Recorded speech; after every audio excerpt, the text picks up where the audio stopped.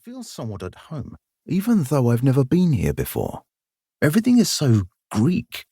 Narrow laneways lined with bright geranium flowers and blue shutters. Old men huddled around tables, chain-smoking and drinking ouzo. And yet, it doesn't feel like a cliché when you see it with your own eyes. Our host for the stay is a delightful lady named Sophia, the haunting image of my Auntie Claire, who passed a few years ago, with her boisterous banter, eccentricities, and love for all things slightly bohemian. This is the same Claire who I went to get a message from. Everything felt slightly surreal, especially when Sophia showed us around town after we first arrived, and I noticed a taverna with blue chairs and white tables scattered under the shade of a big tree, and I knew I'd seen it before. Not in a book or glossy travel magazine. It had been in a dream I'd had a couple of years ago. The same chairs, the same tables, the same tree, the same feel.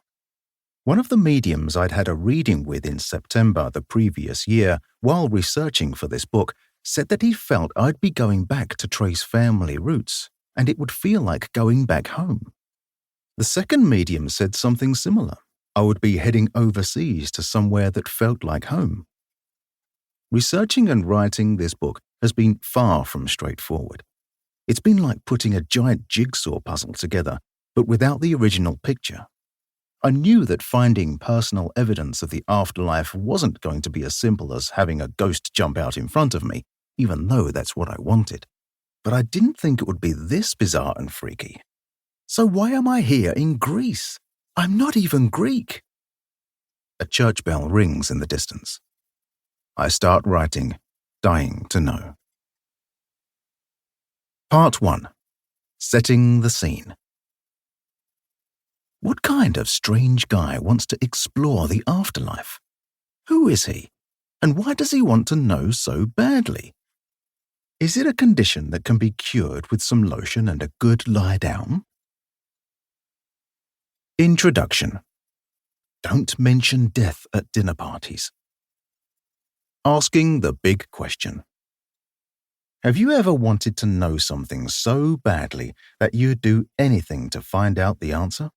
I've had a burning question raging inside me for nearly 15 years, and it's not a flippant question like, will blue be the new black this winter? It's the simple, age-old question that everyone would like to know the answer to, but refuses to actually ask. Is there life after death? That's the question that has occupied most of my waking and non-waking life. It's quite an innocent question, really, but not to most people. I've nearly ruined perfectly good dinner parties by asking it of guests. Usually, the conversation stops dead, followed by uncomfortable sounds of cutlery scattering across plates and a few awkward coughs from the end of the table. Then, the topic is quickly changed to something more acceptable, like politics, or why on earth you would be a teacher in this day and age. While some people are fascinated by model aeroplanes, others with yoga or choral music from the 16th to 18th century, I have a fascination with death. My partner Andy lets me indulge my macabre fascination and doesn't blink an eye when we go past a second-hand bookshop and I have to rush in to buy another book by a psychic or on near-death experiences. My bookshelves are loaded with them.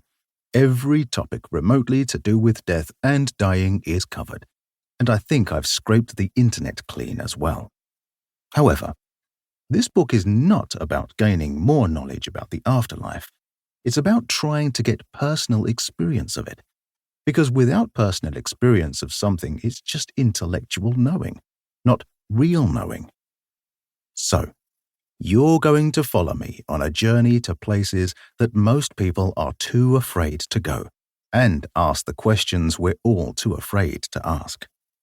Together, we'll venture into the dark realms that would scare even the devil himself. We'll journey to the edge of consciousness and peer over the side and jump headfirst into a world that's normally off-limits to most of modern Western society.